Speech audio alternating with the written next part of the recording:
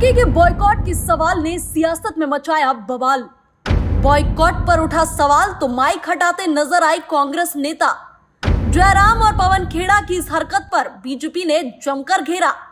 उल्टी पड़ी बात, खेड़ा ने बीजेपी को बताया सवाल का असली हकदार।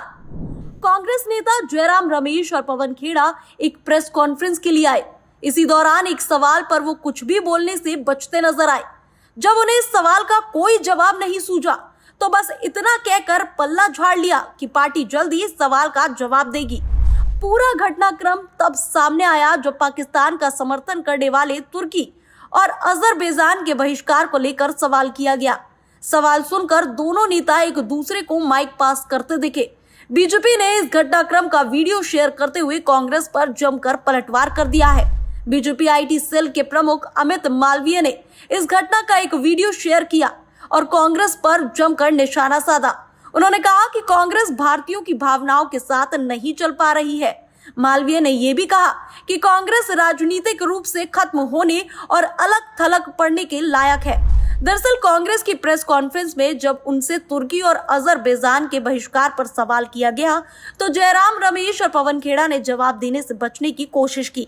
बाद में खेड़ा ने मीडिया से कहा कि पार्टी जल्द ही इस सवाल पर जवाब देगी। टर्की बॉयकॉट, टर्की के बॉयकॉट पे सर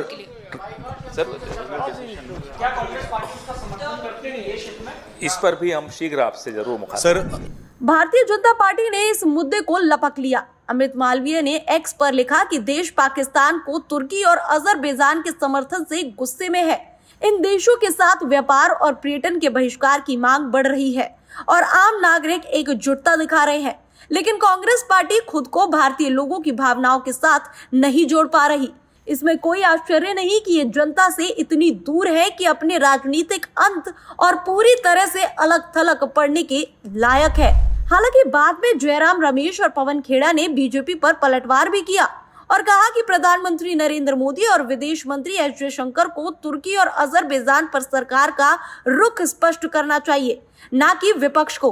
पवन खेड़ा ने अमित मालवीय के एक्स पोस्ट पर रिएक्ट करते हुए कहा कि चूंकि ये सवाल बीजेपी के एक पदाधिकारी द्वारा उठाया जा रहा, इसलिए प्रधानमंत्री कार्यालय और एस जयशंकर को तुरंत स्पष्ट करना चाहिए कि क्या भारत सरकार ने तुर्की के साथ सभी राजनीतिक और व्यापारिक संबंध तोड़ दिए हैं। भारत में उनका दूतावास भी बंद कर दिया है। भारत और पाकिस्तान के बीच युद्ध पर तो विराम लग गया है, लेकिन इस युद्ध के कारण देश की सियासत में बदलाव देखने के लिए मिल रहे हैं। ऑपरेशन सिंदूर के बीच कांग्रेस पूर्ण रूप से भारत सरकार के समर्थन में थी, लेकिन अब कांग्रेस का रुख और दोनों ही पार्टियों के बीच टकराव बढ़ती ही जा रही है। अब देखना ये होगा कि पवन खेड़ा के इस पलटवार और सवाल का जवाब बीजेपी की ओर से आता है या नहीं। Bureau report, TV7 Bharat.